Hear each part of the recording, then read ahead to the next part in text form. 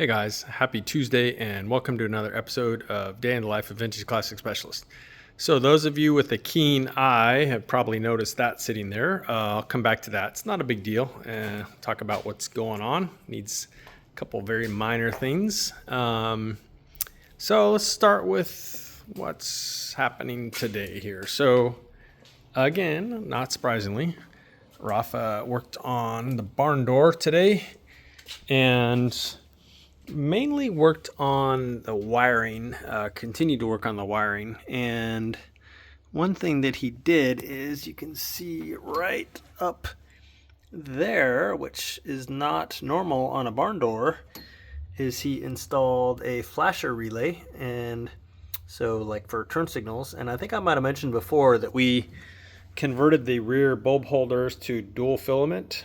And so those, and then the city lights in front, which are the small light bulbs that go in the headlight housing, are going to be turn signals on this bus. And then the third brake light will stay the brake light. But anyway, so yeah, a flasher wired in there, looking all factory, using all the correct color wires and stuff like we do here. And then super cool, boom, it's an accessory turn signal switch. So the end of this actually has a light in it, and so when you turn on the turn signals in one direction or another, this puppy will also actually flash. So really cool accessory. It's actually made for more for like an oval window. So Rafa had to modify the clamp here to fit on the very skinny barn door steering column tube here. But yeah, really cool accessory. We're very excited about this.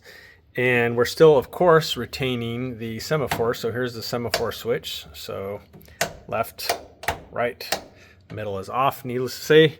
So yeah, lots of time today spent modifying this to, again, fit on the skinny column here, and then basically wiring it all in. So this is all wired in now. The relay is all wired in.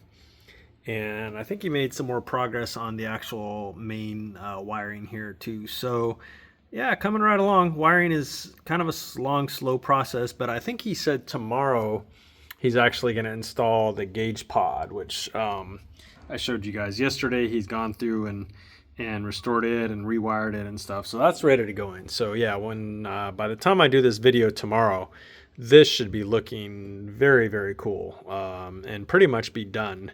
Other than we probably won't put the steering wheel on yet, which, by the way, we have around here somewhere. There it is, freshly restored from our friend Ruben. If anyone wants the steering wheel restored, let me know. I can get you a hold of Ruben Velasquez.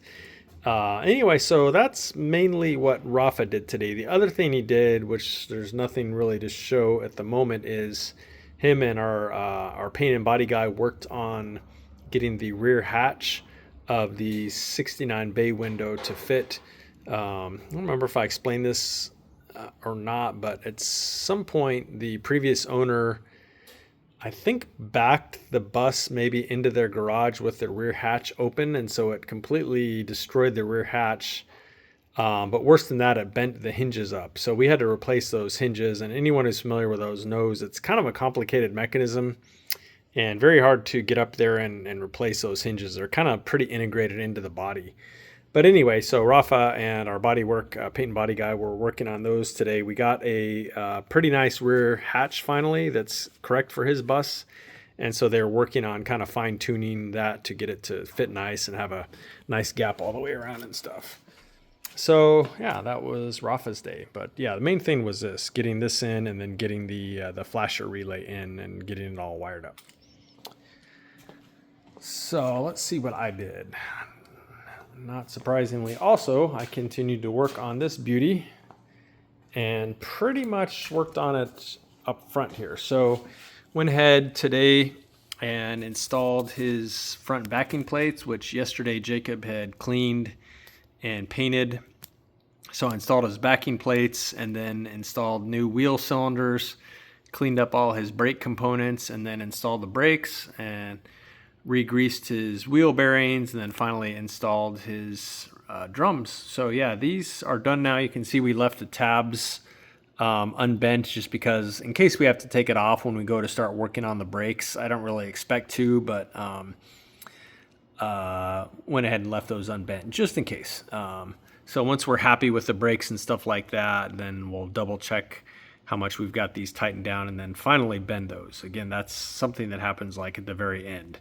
And so, yeah, that's all together. You can see the tie rods are on. The steering box I had put on yesterday, but it was connected to literally nothing. So yeah, tie rods are on now and connected. You can see the steering coupler's on and connected, the little ground strap that goes from one side of the steering coupler to the other. All that stuff's on. So steering's pretty much all hooked up now. We went ahead and put the front bumper back on. The only reason we took it off was because we had to pull the shift rod out to put the stock one back in.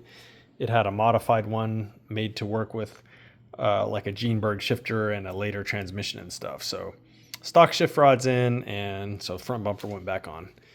But yeah, that was a good portion of my day, was putting the front end of this thing together. Oh, I should mention too, another big part of it at least was putting on the spindles and the link pin assemblies. So pretty much started from scratch. You know, it had been shimmed and assembled before, but again, we don't trust anyone else's work. So started from scratch as far as measuring the offset between the two torsion arms, and then going to the chart, seeing what were the recommended shims and testing that out. And it actually came out really, really nice. I didn't have to move any shims around, which sometimes you do, even if you go off the chart. But no, super nice. And the offset was actually the same on both sides. Not that it matters, but it was 8 millimeters on left and right. So shims ended up the same. Again, totally doesn't matter. And they're usually off by, half millimeter, millimeter more. Doesn't matter. But I was just kind of pleasantly surprised to see that they were the same. But yeah, so the whole pretty much front steering and suspension and brakes went together today. Let me see. Other minor thing was that I tested and then installed his starter. So you can see it up there. Works great. So went ahead and installed that. And Jacob worked on his carburetor and fuel pump a little bit. I think he ended up sandblasting the carburetor body to get it to more match the fuel pump body, which we also had to sandblast just because it didn't really look that great when we just ultrasonic cleaned it. So sandblasting it was. So now they both match. That is about it for today. So let's talk about this one for a second. So owner is having a really, really good time with this thing. He's just loving it, and who can blame him? So the main thing that this came in for is this, if it's gonna show. Oh yeah, it shows. Let me zoom in here a little. So if you look at the bolts on the pulley, the pulley bolts that you see down there, you see there is a crack right there in the washer. So thank you, Impy, for making that washer out of cheap, junky steel. So the washer just cracked under the nut. So he brought it in for that. Even though it literally doesn't hurt anything, it's not right. And who knows? I don't know. I suppose the bolt could maybe work itself loose. Probably not. I think it would be okay like that for a bajillion miles, but whatever. We'll replace it. So I'm going to take an original washer, which is not made out of cheap Chinese metal, and put it in there, reuse that bolt, and it'll be fine.